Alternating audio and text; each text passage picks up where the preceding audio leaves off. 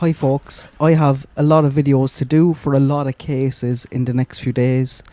I'm a bit frazzled on where to start. There's just so much going on in so many cases that I know you guys are following along with me. But I have to start with Michael Vaughan. I used to make a lot of videos on Michael, and then I kind of slowed down a bit when we got the devastating news in December. There was a lot happening and it was all very sensitive, so I held back a bit. I'm done with that now because things feel like they've gone a bit quiet. It's very frustrating. His poor family are heartbroken. Police believe Michael is dead. They still have not found him. There's still no news. Brandon and Adrian have made contact with Fruitland police, but they are not talking. They are not being truthful. Both are having a whinge and getting their lawyers and their mammies to do some talking for them. And the strangest one is Brandon's mother, Tina. I don't know what she is smoking. It must be strong, because she definitely thinks people are fools and will buy her bullshit. Or maybe she is just totally and completely deluded when it comes to her son. Parents will do anything to protect their kids. Even if you think you wouldn't, you probably would. We see it loads in cases. But Tina is in a bit of a league of her own when it comes to one of the strangest interviews I have ever seen. And what came out of her chat with KTVB went beyond a bit of a deluded mother thinking her son is the greatest boy to ever live. She messed up. And I wonder, does she now realise how silly she sounded when talking about it? What she said to the KTVB reporter is just bizarre.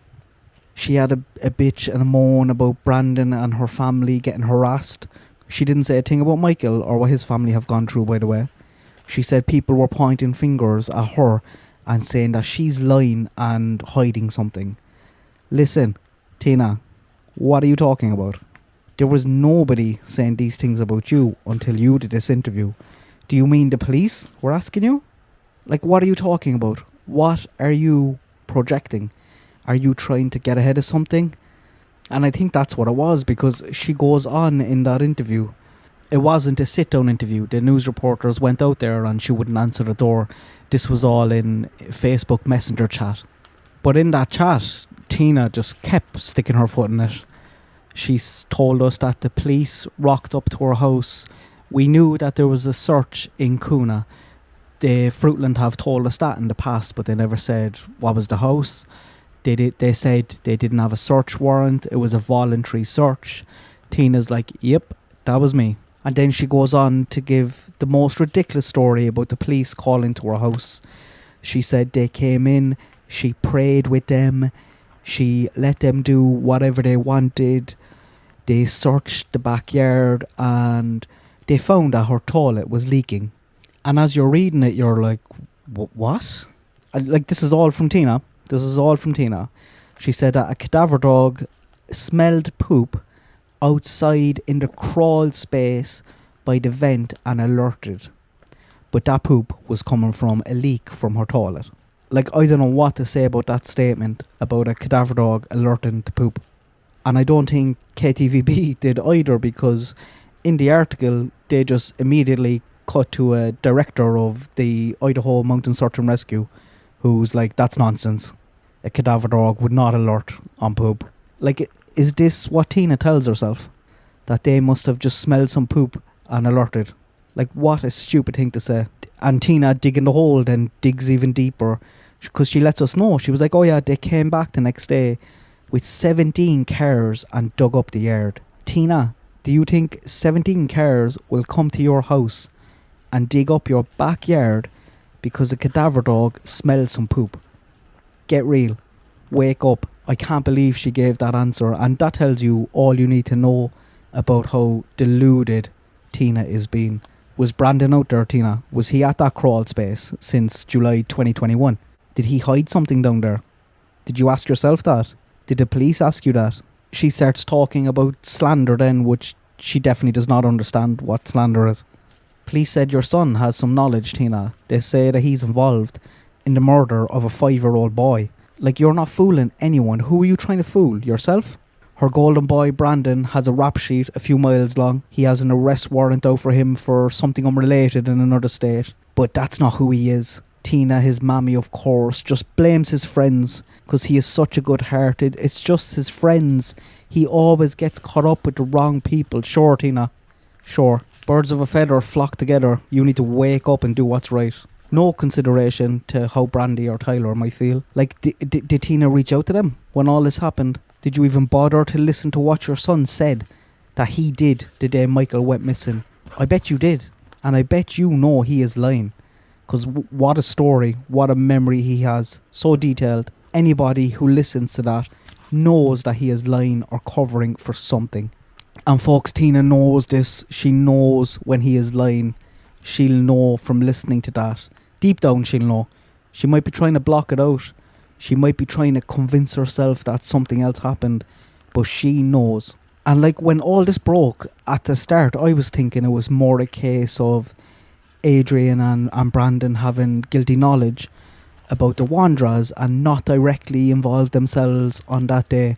But that's gone out the window. And I'm starting to think they were directly involved. That they are directly involved. Fruitland Police clearly are not happy with them, and they do not believe that they are being told the full truth. The only thing that I do know is that Brandon is lying. He has lied about what happened that day. And the longer it goes on, the worse this is going to be for all of them. This isn't going to go away. This is going to follow them for the rest of their lives. Is he a child killer? Maybe. I hope that everybody who talks to these people is fully aware that there could be potentially talking to a child killer. Because that's what the police are saying to us. That's what Fruitland Police have said to us. Do you think that's a tag that anyone can shake easily? Not a chance. That's not a tag that's going to suddenly disappear from them in a few years. That's going to be with them forever. Someone's going to talk and someone's going to do it soon. And Tina needs to wake up. She needs to wake up. And Brandon, the coward. What a coward. Letting his mother hang out to dry like that. What a coward. And like I said, I'm starting to think that they were directly involved. Police have said, they have told us, and they didn't say anything otherwise, that they believe Brandon and Adrian have first-hand knowledge on the abduction of Michael. And I really hope everyone in North Dakota and Kuna knows this little fact. I hope they know, and I'm going to make sure that some people who don't know find out, because I'm going to create posters for Adrian, I'm going to create posters for Brandon, going to run them as social media ads on Facebook, social media ads on Instagram, and I'm going to target locations of where I think they are or where I think they might be. For example, Billings, Montana. Brandon has been hanging around there lately.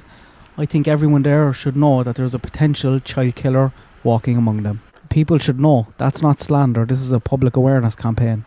Hide your kids. And if the Fruitland Police come out and say, yeah, we believe Brandon and Adrian have told us everything they know and they are being truthful, then that's grand. That's fine, we move on. But they haven't. They're not happy. Brandon is lying. We know all about you and Stacey, Brandon. You're listed in some of his most recent court documents. You were in that house a very, very long time. You know more than what you're letting on. There is an open letter from Lana to Tina that has been published on Michael's website for about 3 weeks now. At the time of this video, Tina has not responded. I don't know whether she's seen it, whether she even cares. I'll link it down below. Please have a look and please share it. Share that website, that article, if you were in Idaho. Good luck, God bless. I hope everyone has a nice day.